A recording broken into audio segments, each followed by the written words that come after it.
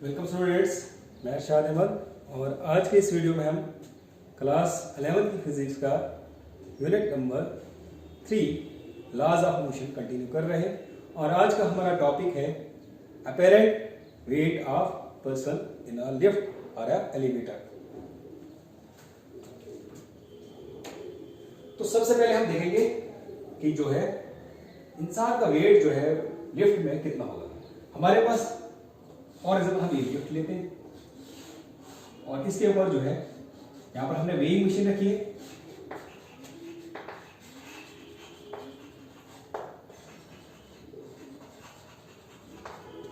और इसके ऊपर जो है पर्सन है और इसका जो वेट है वो कितना होगा, मशीन के ऊपर जो है उसका एक्शन कितना होगा, वो होगा mg के बराबर W = mg। बदले में जो मशीन जो है वापस जो है जो रिएक्शन देगा, क्योंकि ग्राउंड को जो है जब हम पुश करते हैं तो हमारा वेट होता है, वेट एक्चुअली क्या होता है, जो हम पुश कर रहे होते हैं और जो पुश कर रहे होते हैं ग्राउंड को वो वेट के बराबर होता है, या जो है force due to the attraction of gravity उसको हम वेट बोलते हैं। और ये पर्सन है और जब ये जो है ये पुश करेगा वेग मशीन को, कितना पुश करेगा, अपनी फोर्स कितनी होगी mg के बराबर, और वापस जो है वो रिएक्शन देगा, जो मशीन के ऊपर जो रीडिंग आएगी वो भी किसके बराबर होगी, mg के बराबर। जो वापस फोर्स होगी वो भी किसके बराबर होगी, जो अपवर्ड जो पुश होगा वो mg के बराबर। अब ये mg जो है हम कंसीडर नहीं कर रहे हैं, इसकी जगह अब ये तो हमारे पास क्या है, एक्शन, और ये रिएक्शन,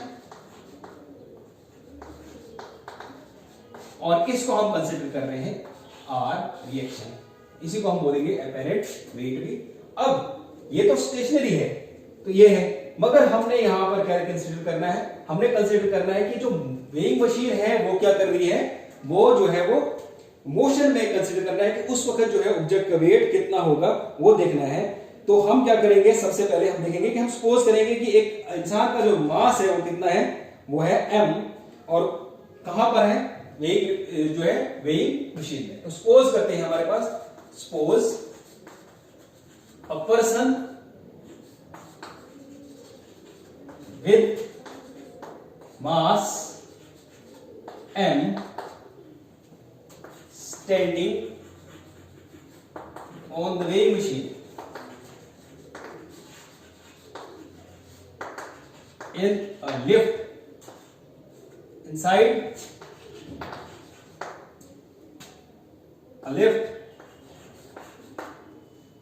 तो फोर्स जो एक्सर्ट करेगा वो कितनी होगी, फोर्स होगी mg के बराबर, जो वेट होगा, वेट जिसको हम एक्शन बोलेंगे, एक्शन जो है वो किसके बराबर होगा, mg के बराबर। वापस जो रिएक्शन होगा, जो ऊपर के लिए जो अपवर्ड जो पुश होगा, वो जो मशीन ऊपर के लिए पुश करेगी या जो रीडिंग शो करेगी वो किसके बराबर, वो भी mg के बराबर, क्योंकि हमने थर्ड लॉ ऑफ मोशन में पढ़ा है कि action is always equal and opposite to reaction. तो देखिए जो एक्शन है वो डाउनवर्ड से, रिएक्शन जो है वो अपवर्ड से, और ये जो है हम इसको हम r के कर ले रहे हैं अपेरेंट वेट, और ये जो है हमारे पास रिएक्शन, और यहां पर हम एक्शन रिएक्शन अब कंसीडर नहीं कर रहे हैं, क्योंकि जो है हम देखेंगे कि जो पर्सन का अपेरेंट वेट है वो लिफ्ट के मोशन के हिसाब से कैसे चेंज हो रहा है वो देखना है हमने सबसे पहले। तो इसमें हम क्या करेंगे, हम देखेंगे कि अलग अलग जो है, जैसे हम एक्सेलरेशन जो है वो फोर्स जो है वो ऊपर की तरफ होगी, नेट रिजल्टेंट फोर्स निकालेंगे कितना होगा, हमने यहां पर मोशन कैलकुलेट करना है। तो जो रिएक्शन है वो हमने लिया है आर, और जो रीडिंग मशीन पे दे रही है, अब जो फोर्स एग्जर्ट कर रहा है सरफेस पर्सन के ऊपर वो हमने आर रख लिया है। अब हमें जो है वो आर के जो है वैल्यूज निकालनी है कि वो विद रिस्पेक्ट टू जो है अलग अलग सिचुएशंस में क्या क्या उसकी वैल्यूज होंगी, तो वो निकालेंगे। तो सबसे पहला केस जो हमारे पास है वो है, अलग अलग केसेस आएंगे हमारे पास। पहला केस होगा जब जो लिफ्ट किसमें होगी, रेस्ट में। तो केस फर्स्ट, इसमें स्पेशल केसेस निकलेंगे, हमने आर की वैल्यू निकालनी है, तो आर जो है अपेरेंट वेट कितना होगा वो निकालना है। तो सबसे पहले क्या है, when lift is at rest, lift जो है वो रेस्ट में होगी। अगर लिफ्ट रेस्ट में है उस वक्त क्या होगा, एक्सेलरेशन जो है वो जीरो होगी, क्योंकि वो मूवमेंट शो कर नहीं रहा है, चेंज इन वेलोसिटी हो नहीं रही, तो एक्सेलरेशन जो है वो जीरो होगी। और एक्सेलरेशन जीरो होगी तो हम जो है नेट फोर्स दो तरीके से निकालते हैं। एक जो है यहां पर नेट फोर्स कैसे निकालेंगे, यहां पर हमारे पास एक फोर्स जो है ऊपर के लिए लग रही है, एक फोर्स नीचे की तरफ लगी है, तो दोनों का जो नेट फोर्स निकालना है वो हमने जो है सबमिशन करके देखना है कि नेट फोर्स। एक तरीका ये है, एक तरीका है कि नेट फोर्स जो है हम according to the second law of Newton जो है हम फॉलो करेंगे, तो नेट फोर्स जो है वहां पर निकालेंगे। देयरफॉर नेट फोर्स हम लेट करेंगे, net force according to Newton, according to Newton's second law, तो नेट फोर्स इसके बराबर होता है force F equals to mass into acceleration. अब ये भी हमने फोर्स, ये फर्स्ट इक्वेशन है, और आल्सो हम यहां पर भी जो है अगर यहां से हम देखें डायग्राम पे, तो नेट फोर्स जो है यहां से भी निकाल सकते हैं। तो नेट फोर्स यहां पर कितनी होगी, नेट फोर्स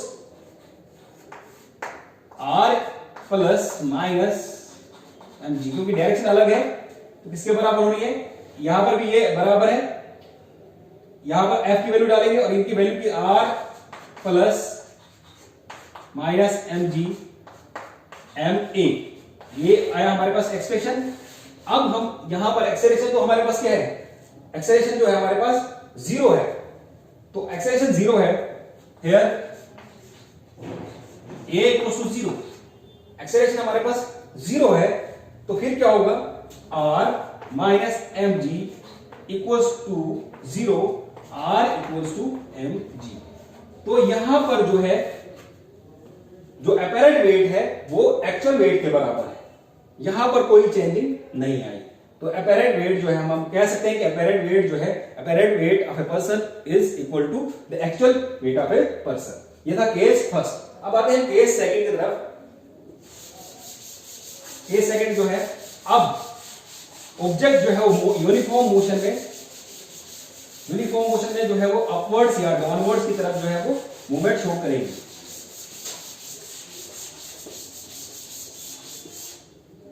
अब अगर मान लो ऑब्जेक्ट जो है या अपवर्ड आती है या डाउनवर्ड्स जाती है, और इसकी जो एक्सेलरेशन है वो जो है वो भी क्या होगी, यूनिफॉर्म मोशन में जीरो।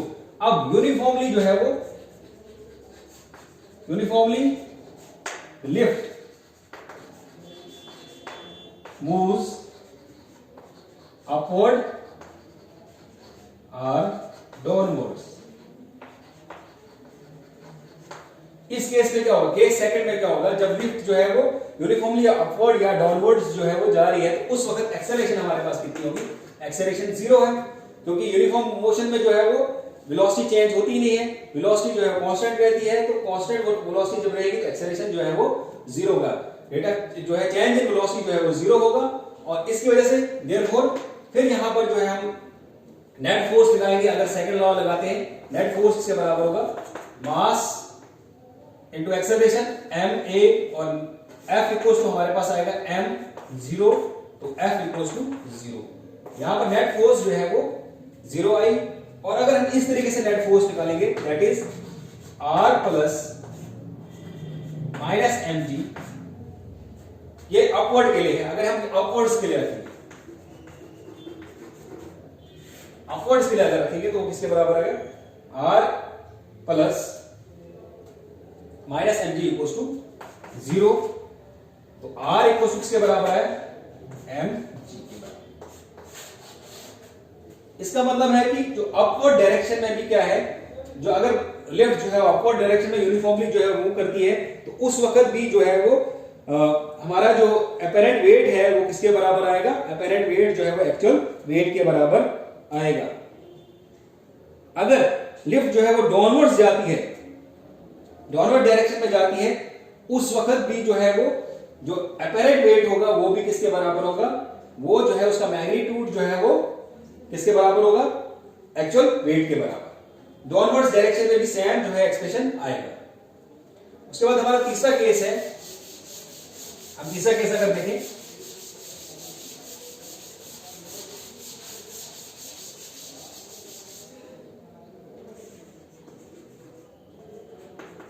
केस थर्ड में अगर हम देते हैं कि जो लिफ्ट है वो यूनिफॉर्म जो है उसकी एक्सेलरेशन जो है हमारे पास कितनी है a, एक्सेलरेशन जो है वो अपवर्ड डायरेक्शन में जा रही है और एक्सेलरेशन कितना है a है। अब हमारे पास जो एक्सप्रेशन आएगा, अब क्या है हमारे पास third case, lift moves in upward direction with acceleration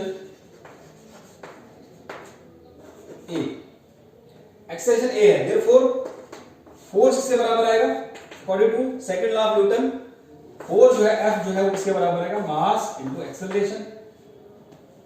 अब यहां पर आपने देखा है कि डायरेक्शन क्या है, फोर्स जो है वो हमारा जो मोशन हो रहा है वो अपवर्ड डायरेक्शन में है, वेट डाउनवर्ड से, और रिएक्शन जो है वो अपैरेंट रेट भी जो है अपैरेंट वेट जो है हमारा वो भी अपवर्ड डायरेक्शन में। तो आल्सो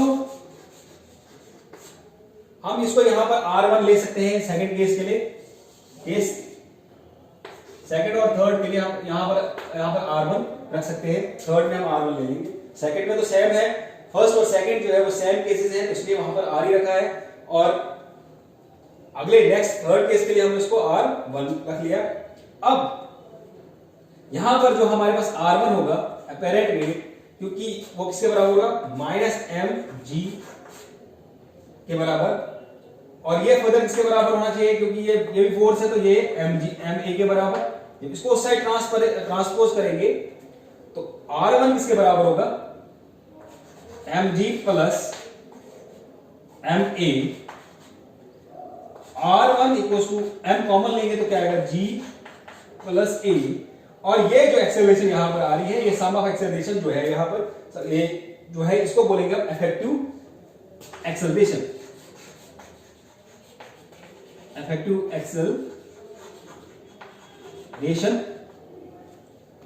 अब यहां पर अगर हमने इस केस में अगर देखा तो इस केस में हमारे पास क्या आ रहा है कि जो अपैरेंट वेट है वो जैसे जैसे लिफ्ट जो है वो अपवर्ड्स मूव कर रही है, तो अपैरेंट वेट जो है वो R जो है वो इससे R1 जो है वो mg से ग्रेटर है। तो जब लिफ्ट जो है वो अपवर्ड डायरेक्शन में जाएगी तो जो अपैरेंट वेट होगा पर्सन का वो इंक्रीज होगा, और वो फील होगा कि वो जो वेट जो है वो क्या कर रहा है इंक्रीज कर रहा है। तो इसका मतलब है कि जो अपैरेंट वेट जैसे जैसे जो है मोशन ऑफ द लिफ्ट जो है वो अपवर्ड डायरेक्शन में होता है, तो हमारा जो अपैरेंट वेट है वो इंक्रीज करता है। अगला केस है जब लिफ्ट जो है वो डाउनवर्ड डायरेक्शन में आए,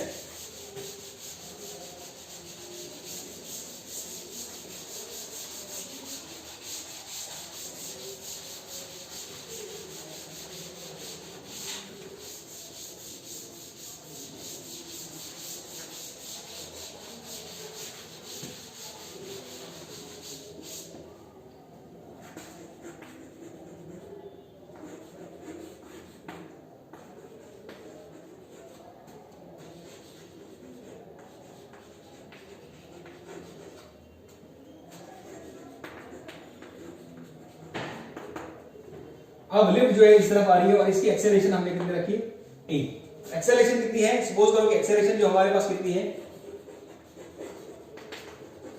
वो है a, तो फोर्स कैसे कितना होगा F equals to according to second law of Newton, force जो है वो किसके बराबर होगा मास इनटू एक्सेलरेशन, ये हमारे पास फोर्स है।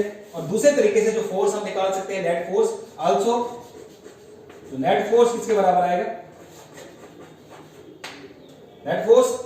अब यहां पर हम जो केस लेते हैं वो यहां पर हम इसको रिएक्शन को R2 लेते हैं, R2 किसके बराबर हो, क्योंकि R1 जो है वो इक्वल नहीं है, R1 जो है वो जो है तब है जब लिफ्ट जो है वो अपवर्ड डायरेक्शन में जा रही है विद एक्सेलरेशन a, और R तब ले रहे हैं जब या तो ऑब्जेक्ट जो है वो रेस्ट पे है या यूनिफॉर्म मोशन में है। तो R अपैरेंट वेट जो है रेस्ट और यूनिफॉर्म मोशन में सेम रहेगा, अपैरेंट वेट चेंज नहीं होता है, वो एक्चुअल वेट के बराबर होगा।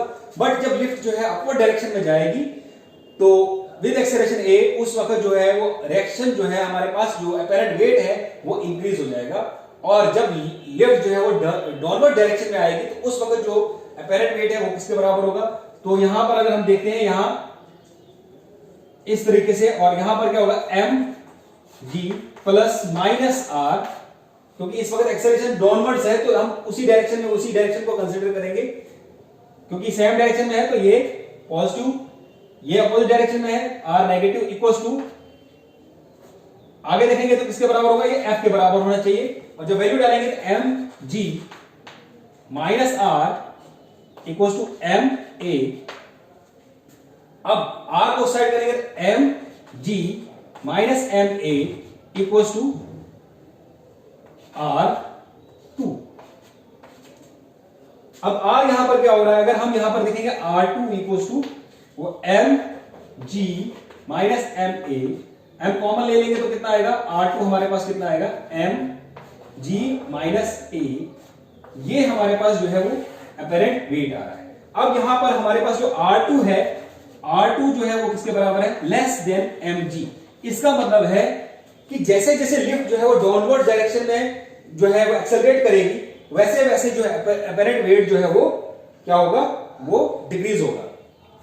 अपवर्ड डायरेक्शन में हमने देखा कि जो अपरेंट वेट है वो इंक्रीज कर रहा है, डाउनवर्ड डायरेक्शन में जो अपरेंट वेट जो होगा वो एक्चुअल वेट से कम होगा।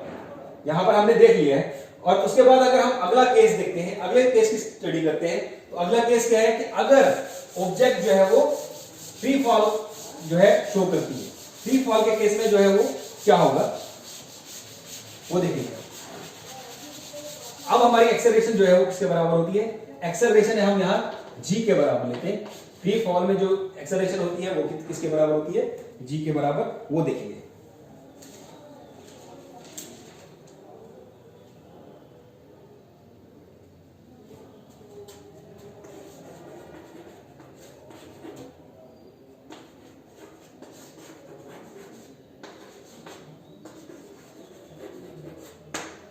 एक्सेलरेशन हमारे पास कितनी है,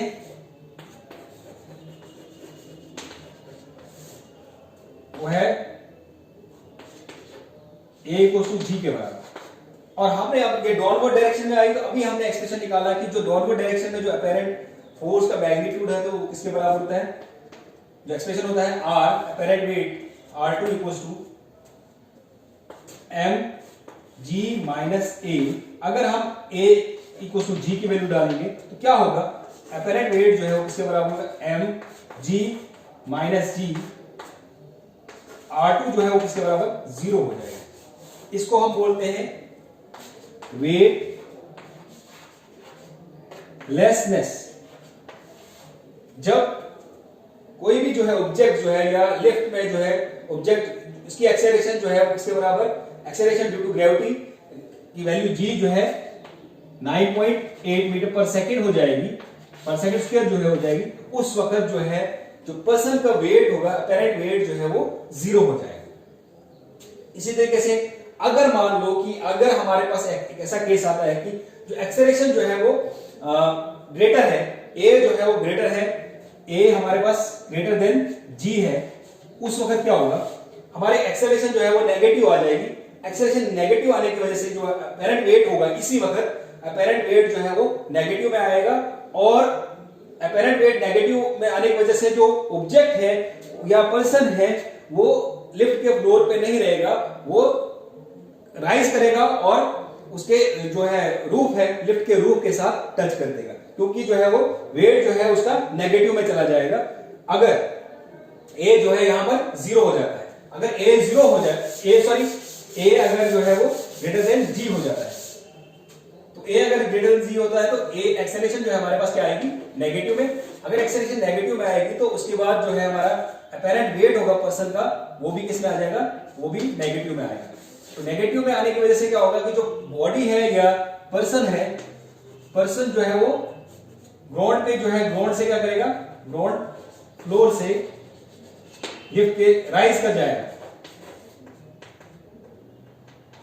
राइज करेगा और किससे स्टिक करेगा, रूफ के साथ, sticks to the roof of lift. तो ये हमारे पास कुछ केसेस थे कि लिफ्ट में जो अपेरेंट वेट होता है पर्सन का वो कैसे चेंज होता है। तो सबसे पहला केस हमने क्या स्टडी किया, पहला केस हमारा था कि जब ऑब्जेक्ट जो है कोई भी पर्सन जो है लिफ्ट के अंदर है और वेइंग मशीन पे है, और जब रिएक्शन आएगा क्योंकि वो जो है फोर्स एक्सर्ट करेगा वेइंग मशीन के ऊपर, और वो फोर्स किसके बराबर होगा, वो होगा वेट के बराबर, और वेट जो है वो किसके बराबर होगा, mg के बराबर। और रिवर्स में क्या होगा कि रिएक्शन होगा मशीन की तरफ से, और जो रीडिंग शो करेगी वो कितना होगा, वो भी फोर्स जो है अपवर्ड फोर्स लगेगी, वो भी mg के बराबर है, क्योंकि जो रिएक्शन और एक्शन और रिएक्शन जो है वो पेयर्ड फोर्सेस होती हैं, तो वो भी किसके बराबर होगा, mg के बराबर। वो रिएक्शन हम ले रहे हैं r, उसको हम अपेरेंट वेट जो है वो कंसीडर कर रहे हैं। और पहला केस था कि अगर ऑब्जेक्ट जो है वो रेस्ट पे है या लिफ्ट जो है वो रेस्ट पे है, उस वक्त जो है अपेरेंट वेट कितना होगा, तो अपेरेंट वेट जो है एक्चुअल वेट के बराबर होगा। अगर लिफ्ट जो है वो यूनिफॉर्म मोशन में है उस वक्त एक्सेलरेशन जो है वो 0 होगी, और जो एक्चुअल वेट है और अपेरेंट वेट दोनों इक्वल होंगे। और अगर लिफ्ट जो है वो अपवर्ड डायरेक्शन में विद एक्सेलरेशन a से जो है वो एक्सेलरेट कर रही है, उस वक्त जो अपेरेंट वेट होगा वो एक्चुअल वेट से इंक्रीज करेगा। और अगर लिफ्ट जो है वो डाउनवर्ड डायरेक्शन में आती है और एक्सेलरेशन a है, और इस वक्त जो है अपेरेंट वेट जो है वो लेस देन एक्चुअल वेट होगा। और अगर एक्सेलरेशन ड्यू टू ग्रेविटी की वैल्यू जो है वो सेम है, तो उस वक्त जो है वो वेट जो है वो 0 हो जाएगा, अपेरेंट वेट 0 हो जाएगा, जिसको हम वेट लेसनेस बोलते हैं। वेटलेस ऑब्जेक्ट हो जाएगी, अपेरेंट वेट 0 हो जाएगा। और उसके बाद नेक्स्ट जो है, अगर एक्सेलरेशन जो है वो ग्रेटर देन g है, 9.8 से ज्यादा है, तो एक्सेलरेशन नेगेटिव हो जाएगी। अगर एक्सेलरेशन नेगेटिव हो जाएगी तो हमारा जो अपेरेंट वेट है वो भी नेगेटिव हो जाएगा। पर्सन का अपेरेंट वेट जब नेगेटिव हो गया तो वो जो है वो लिफ्ट के फ्लोर पे जो है वो वहां से राइज कर जाएगा। राइज करने के बाद जो है वो स्टिक करेगा रूफ के साथ।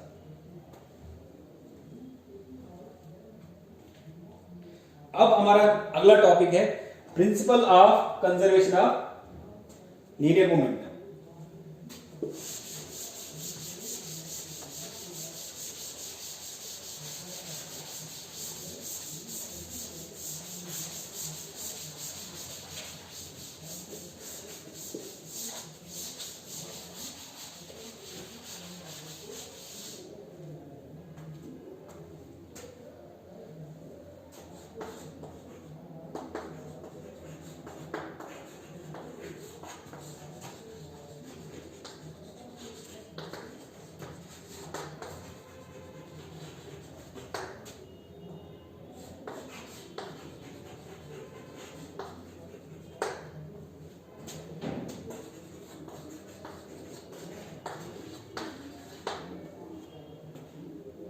नेक्स्ट टॉपिक हमारे पास है principal of conservation of linear momentum. तो इसको क्या करेंगे, हम स्टडी करेंगे। तो सबसे पहले जो है हम क्या कंसीडर करेंगे, हम कंसीडर करेंगे एक आइसोलेटेड सिस्टम। अब आइसोलेटेड सिस्टम में क्या होता है कि यहां पर एक्सटर्नल फोर्स जो है वो अप्लाई नहीं होती है, तो यहां पर जो है एक्सटर्नल फोर्स जो है वो 0 होगी। फोर्स एक्सटर्नल जो है वो 0 के बराबर। अब इस आइसोलेटेड सिस्टम में हमारे पास जो है वो n नंबर ऑफ पार्टिकल्स हम कंसीडर कर रहे हैं। n नंबर ऑफ बॉडीज जो है वो कंसीडर करेंगे, कंसीडर पार्टिकल्स या ऑब्जेक्ट्स जो है वो कंसीडर करेंगे, और उनका मास जो है वो m1 m2 सो ऑन कहां तक होगा, n तक हम कंसीडर करेंगे उनका मास। और उसके बाद जो है वो मूवमेंट शो करेंगे विद वेलोसिटी जो है उनकी v1 v2 up to vn तक।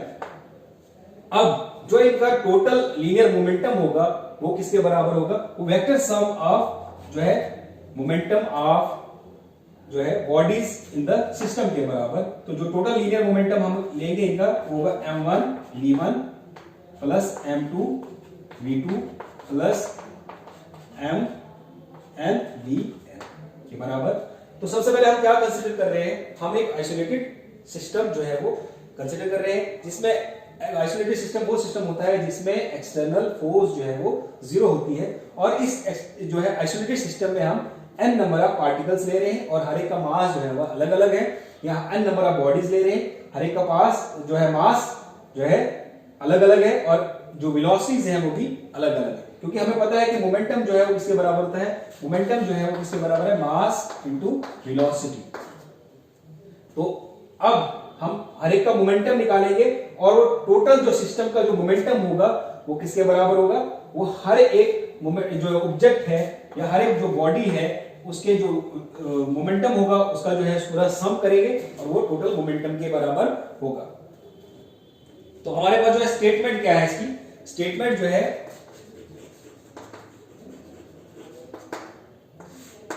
According to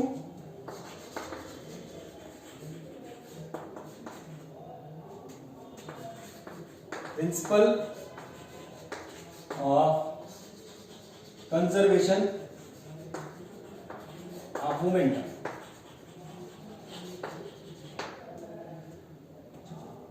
in an isolated system the vector sum of linear momentum all bodies in a system is conserved। क्या है हमारे पास statement, the vector sum of linear momentum of all bodies। तो क्या है हमारे पास statement, देखिए आप, ये है हमारे पास in an isolated system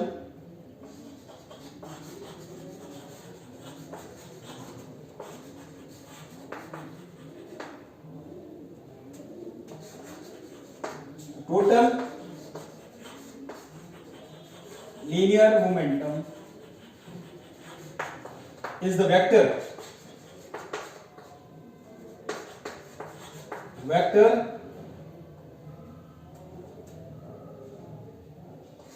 sum of all bodies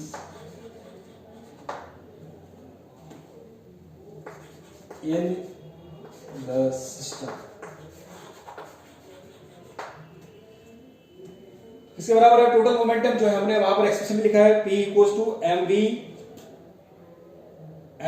v1 m2 v2 m3 v3 और so on mn और vn। अब इसमें क्या होगा कि जो सिस्टम के ऊपर जो है वो ये जो है टोटल मोमेंटम जो है वो क्या रहेगा, कंजर्व। तो total linear momentum is the vector sum of all bodies in the system is conserve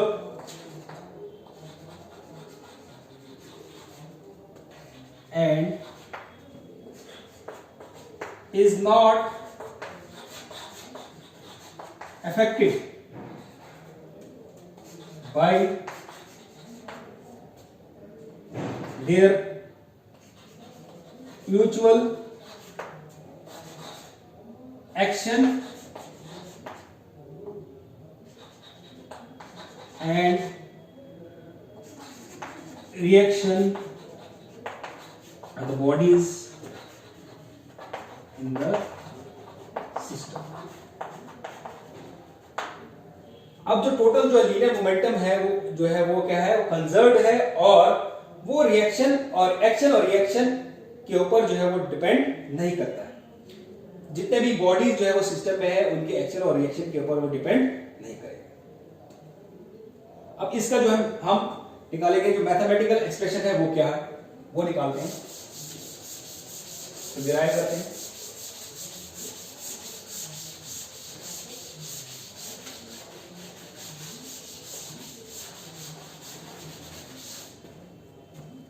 suppose करते हैं कि हमारे पास क्या है, सपोज करो कि हमारे पास क्या है, हमने पहले ही बोला था कि पहले है suppose an isolated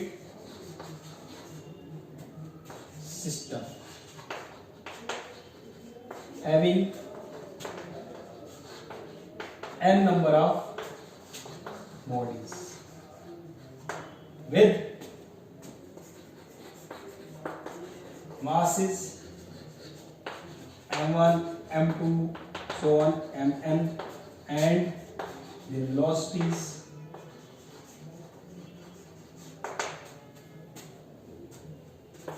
v1 v2 v3 up to v। देखो अकॉर्डिंग टू द स्टेटमेंट जो है टोटल लीनियर मोमेंटम कितना होगा, total linear momentum the system. तो P से डिनोट कर रहे हैं, P equals to M1V1 plus M2V2 plus M3V3 so MnV। ये हमारे पास टोटल लीनियर मोमेंटम है। हम लेट करते हैं, let M be the mass of system. System का मास जो है वो कितना है, M, और VCM be the velocity of the center of mass in the system। System के अंदर जो है हमने क्या लिया, उसका मास जो है वो कितना है, वो m है, और VCM जो है वो हमने वेलोसिटी रखी सेंटर ऑफ मास। अब जो मोमेंटम है वो कितना है, टोटल मोमेंटम किसके बराबर है,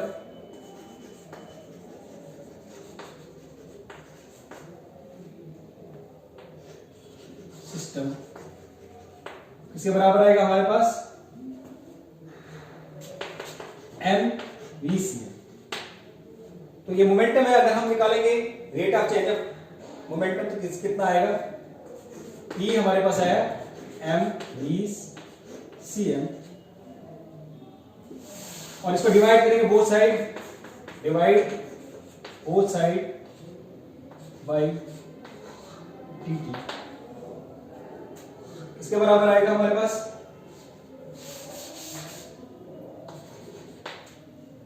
या इसको डिफरेंशिएट करेंगे हम,